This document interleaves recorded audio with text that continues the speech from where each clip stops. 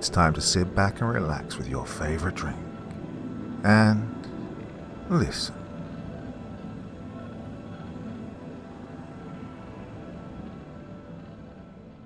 It started 3 days before Halloween, an unrelenting torrent of rain the likes of which I'd never seen in all of my, at the time, 14 years.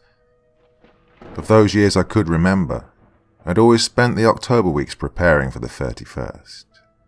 By the time the word teen was subverting everything, including our outlook, dress sense, age and hopes, my friends and I were almost being ironic by still going trick-or-treating.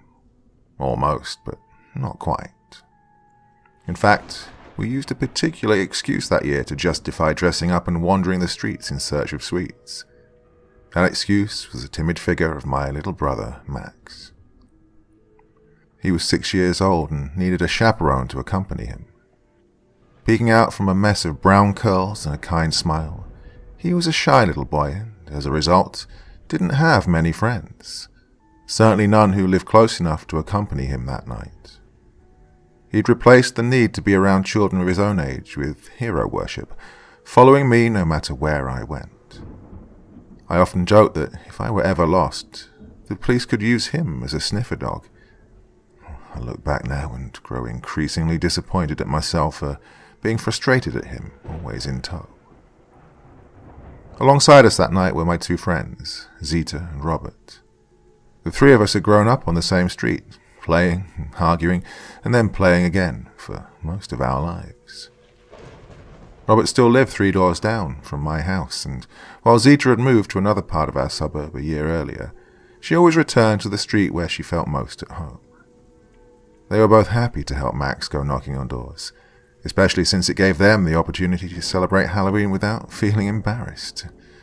In our neighborhood, at least, a lot of kids our age had already stopped dressing up and would have made fun of us if we'd let them. Zita, however, was not easy to push around. With a flick of her tongue or her black hair, she could reduce anyone to half their size in a moment. Robert was no slouch either, and had often been given a hard time for his bright red hair. He'd learned early in life to meet fire with fire. It was only later that I found out he was beaten by his father at home. That explained a lot, and I still regret not knowing about it until my mother told me years later. Someone should have intervened, but, as is the way, too many people were concerned about causing a stir than doing what was right. Of the three of us, I was a quiet one, shying away from confronting anything around me. That trait ran in the family. I was a nervous kid, though. Little Max seemed more hesitant. If Robert had learned to answer the derision of his peers with his fists, I'd learned to avoid it with submission. I preferred to keep my head low, absorbing the pain subjected by the bullies in our lives, and then, bravely, making fun of them in return. Of course, this was always done when out of earshot, and so, ultimately, my cutting retorts were a series of meaningless protests. But they did make me feel better. That Halloween, Max dressed up as a Gruffalo. The Gruffalo was his favorite book, and he thought all the monsters were big, cuddly messes of brown fur who were secretly frightened of the world. I half suspected that this was the reason he liked to keep his own hair a tangle of curls. Max loved monsters, and I think he took comfort in the simple honesty of their appearance and their strength. He was an innocent sort, even for his age. However, we are cursed to have our innocence shattered, and in the torrid rain of that Halloween night, we all earned our scars. My parents made me promise to keep an eye on Max at all times, as if I'd leave him on a street corner waiting to be abducted, and I could feel the curtains twitching from 3 streets away as I imagined my dad looking for us to return on time as he had instructed. I think part of his nervousness was the weather. The rain had battered the city for days, and there had been serious flooding closer to the center where a river had burst its banks. The previous day, I thought there was little chance of us going out on Halloween, as water cascaded down hills and into drains, many of the latter clogging up with fallen leaves. And a swirling wind made the outside world that more inhospitable, and so, with disappointment, I was sure we would miss out on all those treats hiding behind nameless, weather-beaten doors. When Halloween night did arrive, our fortunes had turned. While it was still raining, it wasn't nearly as torrential as the previous days. Things had calmed down quite a bit, but our dad told us in no uncertain terms that we had to come home immediately if the weather grew worse. As usual, I thought he was overreacting. Dad offered to come with us, and while Max was keen, I was less so. As I said, teen had subverted everything, including my desire to be around my parents. I promised to take good care of Max and left the safety of our home, pulling my little brother behind me by one of his fur claws, off into the darkened, wet night. Zita and Robert were dressed as Thing 1 and Thing 2 from Dr. Seuss's The Cat in the Hat, though even with their bright red and white striped jumpers, the rainy night made them difficult to see if they wandered far. I was the eponymous Cat in the Hat, and wore on top of my head an old top hat my mother and I had found at a charity shop a few weeks earlier. I had also been drawn to an old dark grey sports jacket hanging at the back of the shop. Something about it called to me, but my mother was insistent that we had something at home which would do the job. The outfit, then, was finished off with a long black coat and whiskers drawn on my face over white face paint. Max observed that Halloween should be scary. You should dress up as a monster like me. I, in return, informed him that the Cat in the Hat was perhaps the most dangerous monster in all of fiction. Did you see the mess he made of the house when the boy and girl's mum was out? This made him giggle, and while Zita and Robert were running around us at times playing their characters annoyingly too well. Though Zita's efforts at speaking in rhymes were a little darker than Robert's, he had the nervous energy of Thing 2 down pat.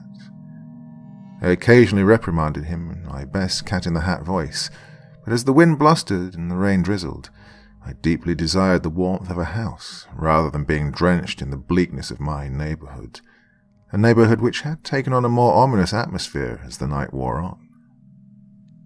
The streets around us were populated by the occasional group of trick-or-treaters, trudging through the increasingly waterlogged streets.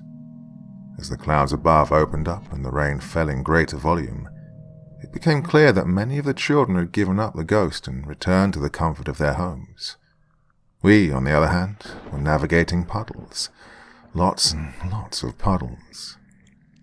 The small islands of water rippled in the cold wind which, well, not quite a gale yet, promised ferocity. If I had my way, we would have visited every door in 1 or 2 streets, captured a decent haul of sweets, and then headed back home out of the rain as quickly as possible. But Max insisted otherwise. Some houses looked too scary in the Story Night, especially those with glow-in-the-dark skulls plastered on the windows or headless skeletons hanging from the doors, swaying in the wind. And I grew frustrated with Max. The rain was now heavier, and the wind had an uncomfortable icy chill to it.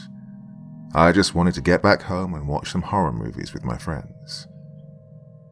"Not that one," Max said, pointing to a house with a bloody hand sticker on its door. "Oh, come on, Max. I thought you said Halloween should be scary," I said, sighing. "That one," he said, pointing to another house across the street with no decorations. I tried to inform Max that the houses without decorations were less likely to have suites or even owners willing to answer our knocks. Yet Max insisted on picking homes which should not impress fear on his mind. He held onto my arm in the growing wind and continued to guide us, more often than not away from houses which clearly revelled in Halloween. This timidity despite his monster obsession. "Monsters aren't afraid," I would say, but Max looked at the night sky as the clouds above swirled, and held on tight to me regardless. We wandered from door to door, and as we did so, I could see that the rain was pooling significantly in places. The flooding was growing. So too was the loot we budding trick-or-treaters had in our sacks. Twice I suggested to my friends that we should go back home to count everything and watch a great horror film. John Carpenter's The Fog was a particular favourite of mine around that time. I hoped this tactic would work and that collectively we could persuade Max through peer pressure, but it seemed I was alone in that thought.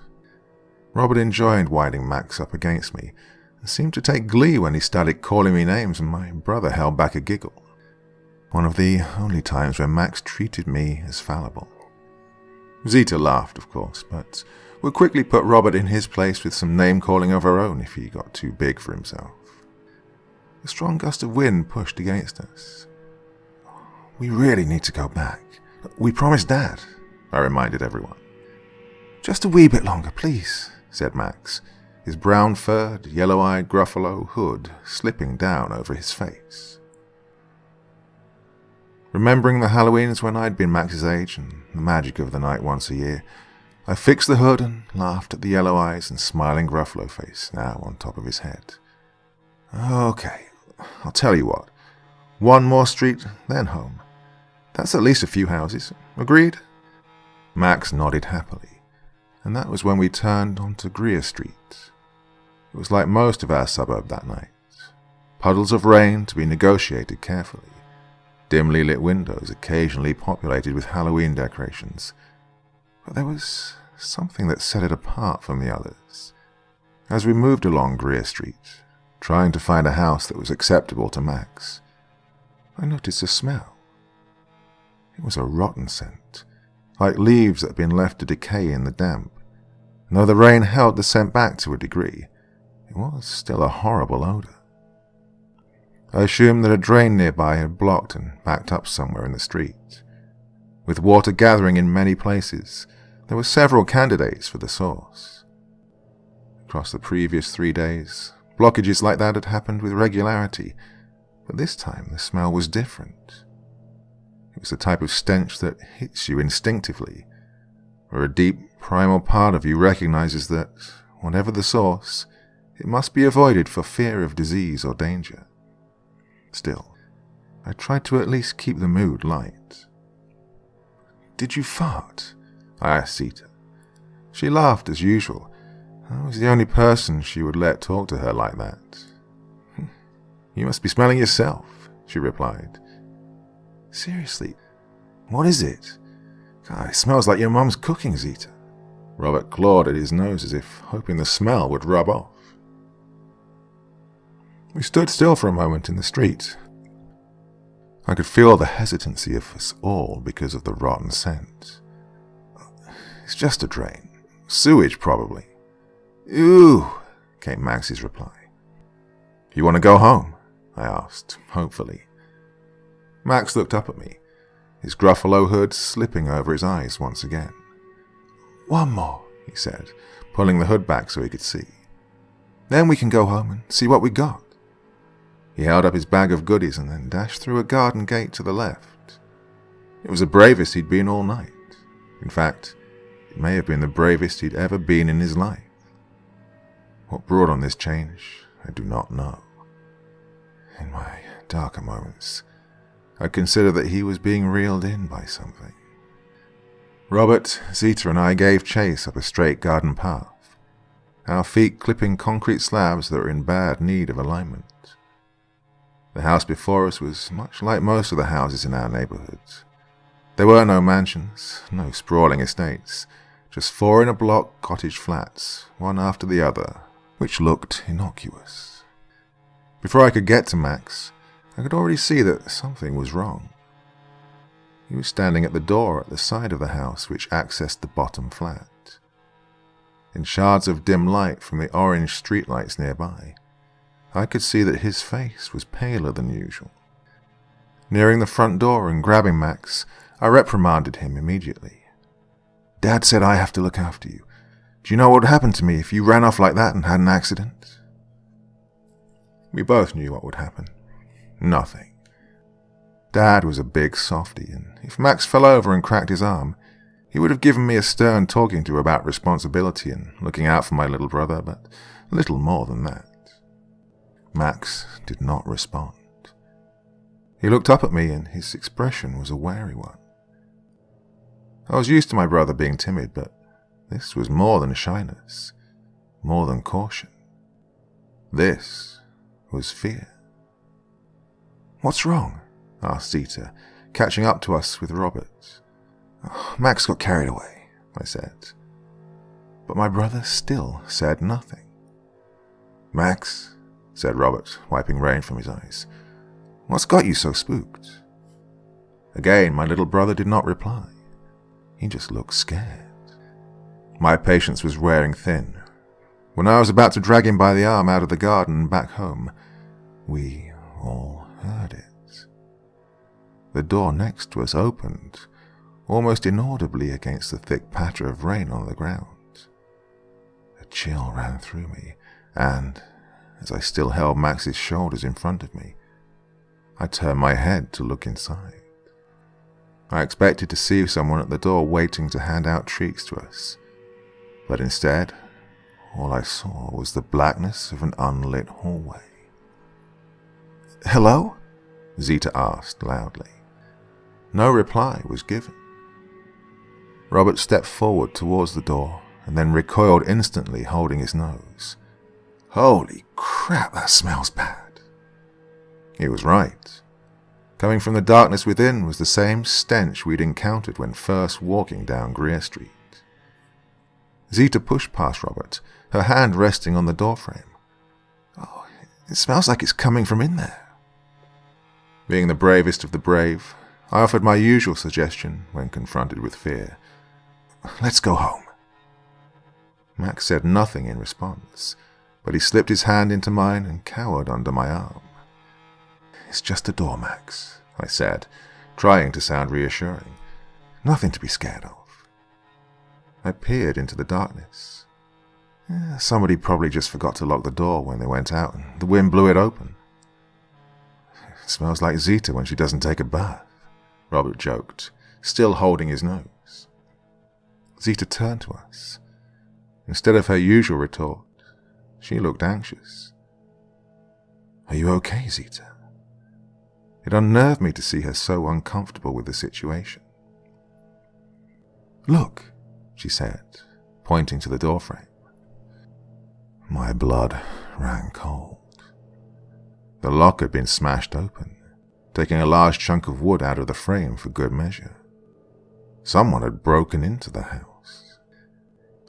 "Let's go home," Max finally said, breaking his silence while tugging at my arm and sounding more like me by the minute. I wanted to, but Zita, as usual, wanted to do the right thing. "We should call the police or something. Someone might be hurt in there." "I don't have any credit on my phone." Robert was always tight with money. "You don't need money in your phone to call the police, idiot." Zita started dialing from her own mobile.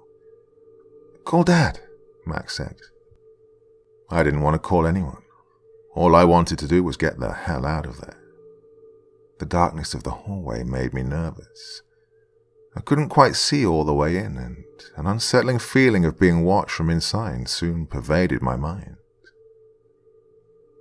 Zita was now on the line to an operator. "Hello, I think there's been a break-in, 186 Greer Street. I don't know if someone's hurt inside." Robert wiped more rain from his forehead. "Right, I'm getting soaked.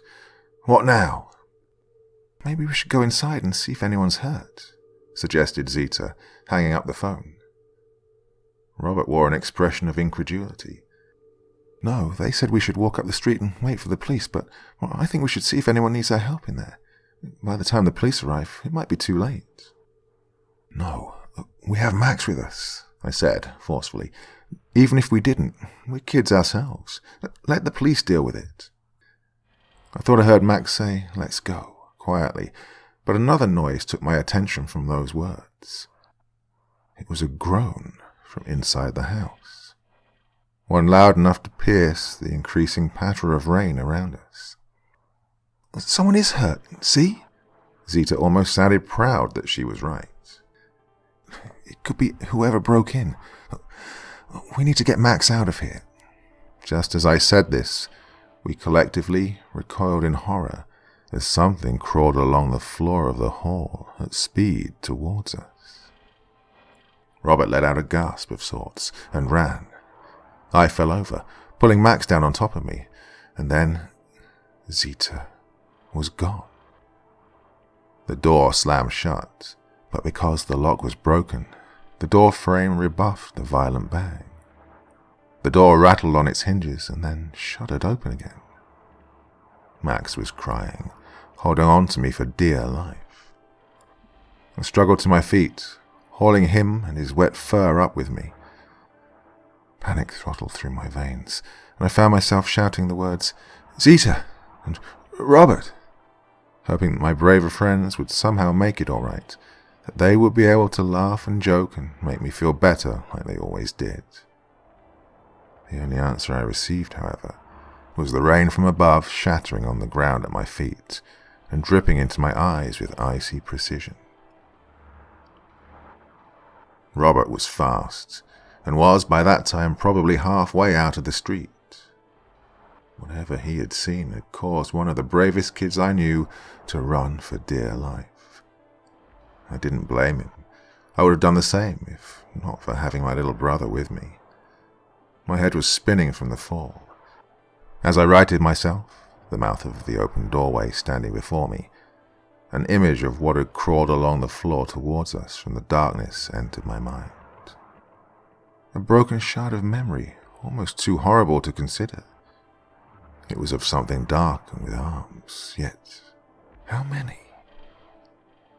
Returning to my usual, though now magnified, well of caution and fear, I grabbed Max and pulled him down the garden path towards the pavement of Greer Street. The rain clattered around us like thunder, and my gaze darted around me, looking for Robert. But panic had driven him far away, and far away was a place I too desired to be, more than anything. The fear pushed me on. I almost lifted my brother off his feet by his costume as I moved quickly against the rain, up the street, away from that gaping doorway and whatever lay inside. Just as the corner and end of Greer Street came into view, I heard another sound. It was like cold water thrown over me, waking me from my cowardice. I'd never heard Zita scream before, but on that dreadful Halloween night, the cutting sound of her cries stretched out through the wall of rain, across the garden path and up the street towards me. It struck at my heart, and yet I could not face it. Running across the street with Max in tow, I knocked on doors one after the other, desperate to find an adult to relieve me of the burden of action. And yet no one answered. What they probably heard underneath the now deafening rain, if they heard me at all, were the knocks of simple trick-or-treaters who they wished to avoid. No one was going to help us. Zita's cries penetrated the rain once more. My mind was now as torrential as the world around me. My instinct was to leave that place and find safety, but just as I was about to abandon my friend, it was my brother who saved me from that pit of shame. As if sensing my desire to run home, he tugged on my arm, looked up at me with his shy brown eyes and said, "Zita's our friend." Something happened to me in those words. A sense of duty, I suppose. Perhaps I didn't want to be the coward I truly was, at least in my brother's eyes. He'd always looked up to me, and in that moment I think I knew how important it truly was to feel that love and belief. I wouldn't shatter that. Of course, I wanted to help Zita, but that was the moment that transformed inaction into action. Kneeling down, I looked at Max face to face. His Gruffalo outfit was soaked through, and the fake brown fur dripped with rain. I pulled back the yellow-eyed hood and wiped his face with my hands, affectionately pinching his cheek. He squirmed and smiled. Even in the darkest moment, he found time to be a kid. "See that tree over there, Max?" I said, pointing to a solitary evergreen which had long ago been planted on the corner of the street. Max nodded. "I want you to go and stand under it, okay? Get out of the rain, and as soon as you see the police, you go and you tell them what happened at the door. Show them the house." I could see the uncertainty in Max's eyes. He did not want to leave me, or for me to leave him. "What are you going to do?" A shaking scream once more met my ears from the darkness of that house across the street. "I'm going back to save our friend." Rushing across the street, I glanced over my shoulder to see Max standing safely beneath the boughs of the tree. They wouldn't catch all the rain, but at least the thick pines would keep him partially dry. When I came to the gate of the house, I hesitated momentarily. The rank smell from inside fingered its way down the path towards me, and yet I pushed on. Soon I stood once more in front of the open doorway, its darkness still gaping and hollow. Straining my ears, I hoped to hear what would have been the comforting sound of police sirens coming to save the day. That was not to be. It was not the time for being saved. I opened my mouth to shout Zita's name, but then realized that I would be revealing my presence to whoever or whatever had taken her. Instead, I pulled out my phone and switched the flashlight feature on, which at least allowed me to see a few feet ahead, like a lonely candle. As I crossed the threshold into the house, the light made something immediately apparent. The floor was covered in what I can only describe as a putrid black slime. It reminded me of the trails garden slugs sometimes leave behind. In my mind, I imagined the underbelly of whatever had crawled along the hall towards us and snatched Zita, its festering body smearing the wooden floor with its vile lubricant. But the glimpse I'd already had of it gave the suggestion of a human-like figure, at least in part, crawling with its hands in front of it. The rain behind me now seemed a comfort compared to the damp interior of the hall. From what I could see with my phone, the house was well kept. I'd half expected to see cobwebs covering furniture and photographs, like a haunted house from an old Vincent Price movie. But though there were photographs on the wall showing a man with a happy smile standing with what looked like his family, the frames were clean. The hall itself was decorated neatly, and yet it had been corrupted with what was on the floor. Taking a deep breath and moving forward, the floor dulled the sound of my feet somewhat, even though it was wooden. With each footstep, resistance came. Whatever residue was on the floor, it was peculiarly sticky, and the stench was nearly unbearable, like a drain blocked with something dead. My mind returned to the police. Again, I thought that I could run, that I could return and wait with my little brother outside by the evergreen tree, wait for the flashing lights and the grown-ups to deal with whatever horrors lay in that house. As if responding to my uncertainty, I heard something from another room. It sounded like someone moving around. Whispering, I said my friend's name. Zita? This was answered by a loud noise, like something blindly fumbling around. Beneath the moving sound, I was certain that I heard a momentary gasping breath. Closing my eyes, I thought of Zita before opening them again and moving forward. Carefully, I approached the doorway at the end of the hall, where the noise had come from, unsure of what I was about to encounter. I pushed the door open. It did not creak, and I was glad of that, for though I wished to save my friend from whatever had taken her, I did not want to face whatever had crawled towards us. I was now standing in a bedroom. Outside, I could see the orange hue from a street lamp peeking in towards me through a gap in the curtains. At first, I thought there was nothing unusual about the room, seeing only a double bed and some bedroom furniture around me.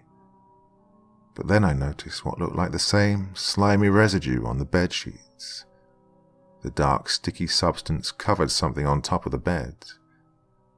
Leaning down, I looked closer, not daring to touch it. It was a piece of torn cloth, red cloth to be precise. I didn't need to be a detective to know where it had come from. It had been torn from Zita's Halloween costume. My heart sank.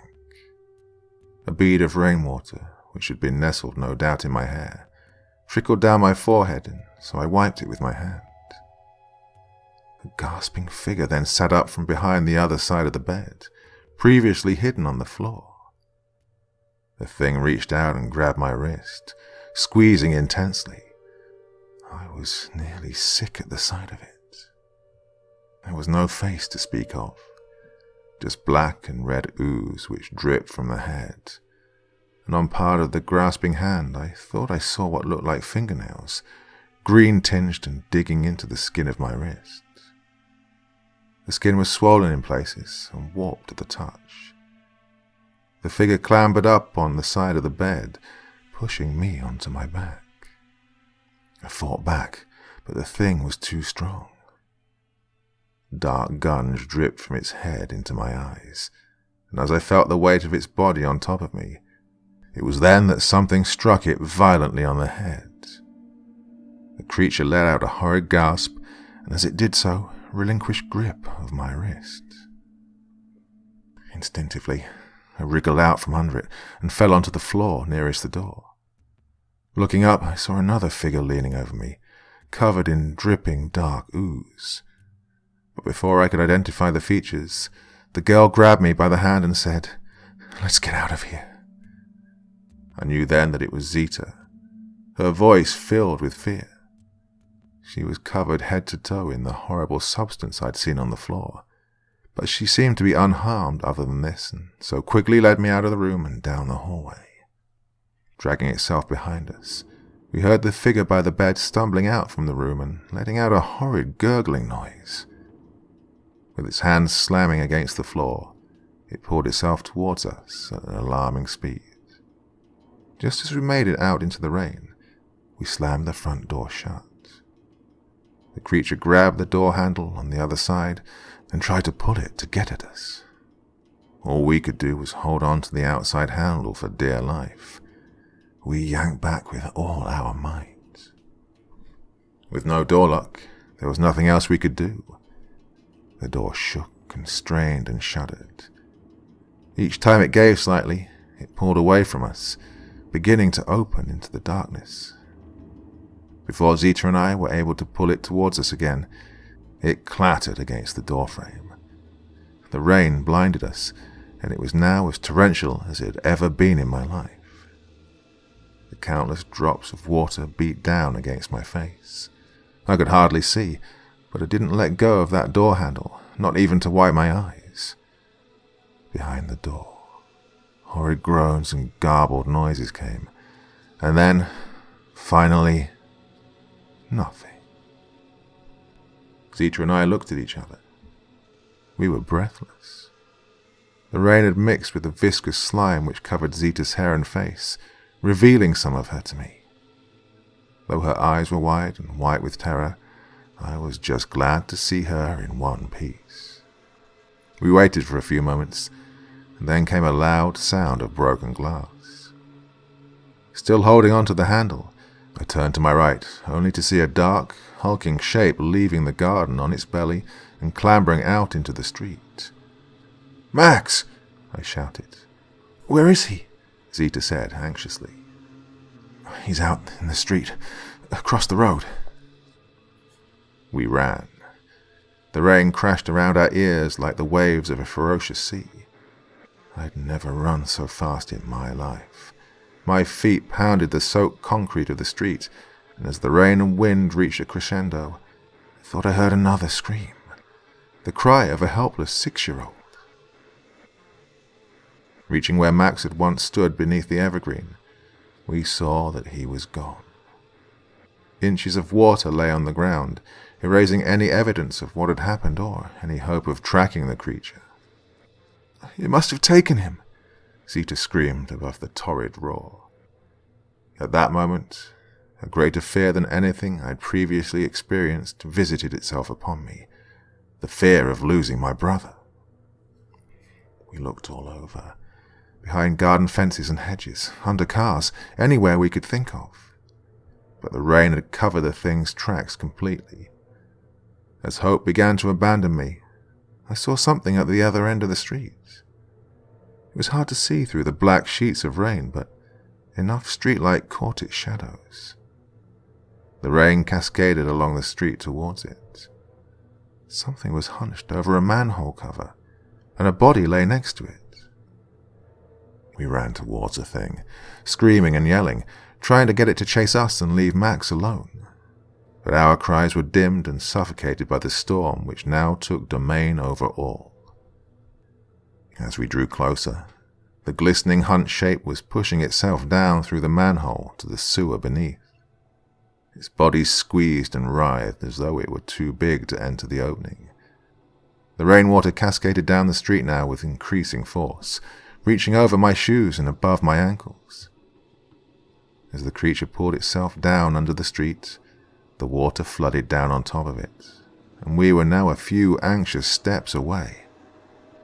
The water warped the beam of the streetlights, and I saw for the first time that the creature's flesh had a dark green tinge to it, like black mold spread on rotten grass and leaves.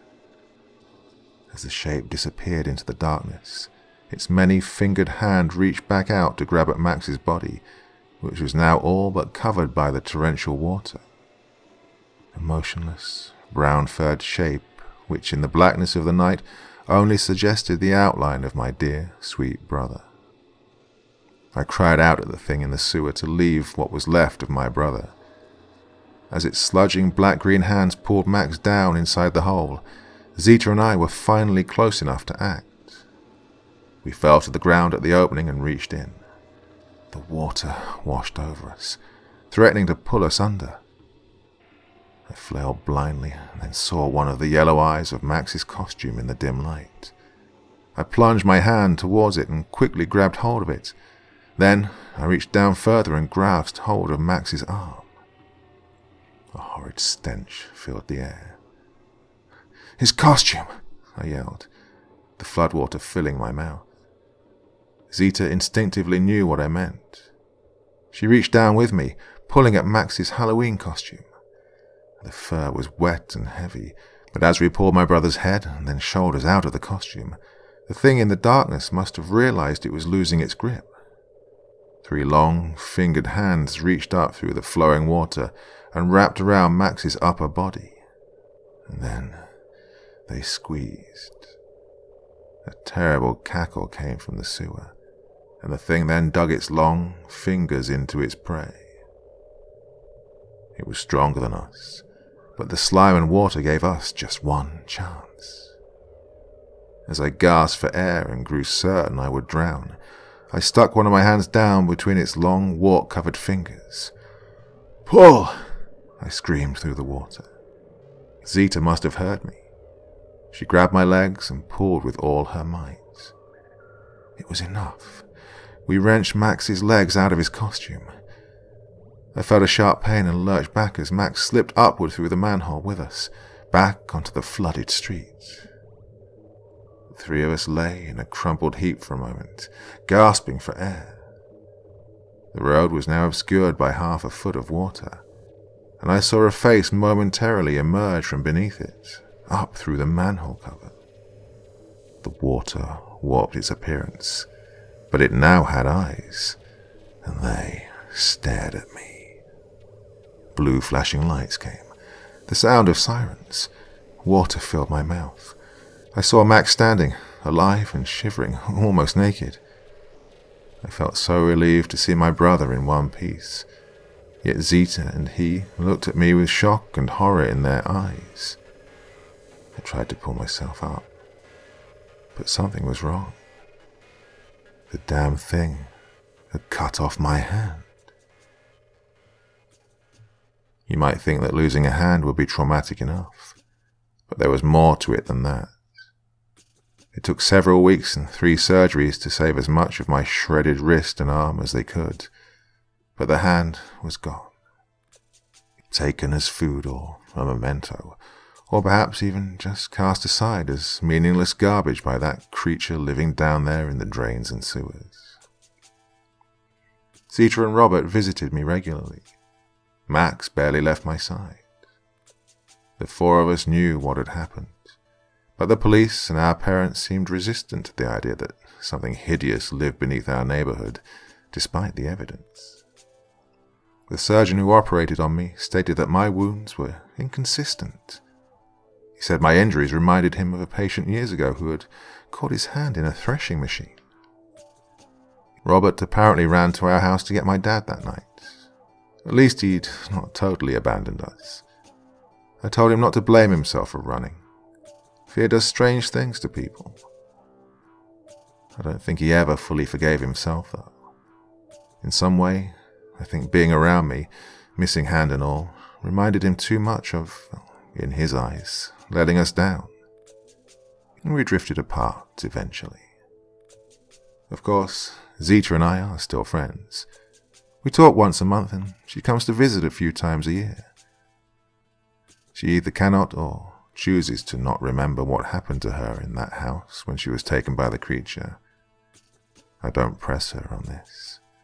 We all have a right to forget if it saves us from sleepless nights. As for Max, he fully recovered. I guess after that I really was a hero to him. And even now that he's at college and I have kids of my own, he still treats me like I'm something special. We're close, and we can talk about everything, well, almost everything. That night is a blind spot which we rarely visit, and though I'm glad that I saved my brother, I can never feel worthy of being a hero, because what we encountered in the bedroom of that house was not the creature from the sewers. It was the owner of the house, and he died a brutal death that night. For we had held the door too tightly, blocking his escape.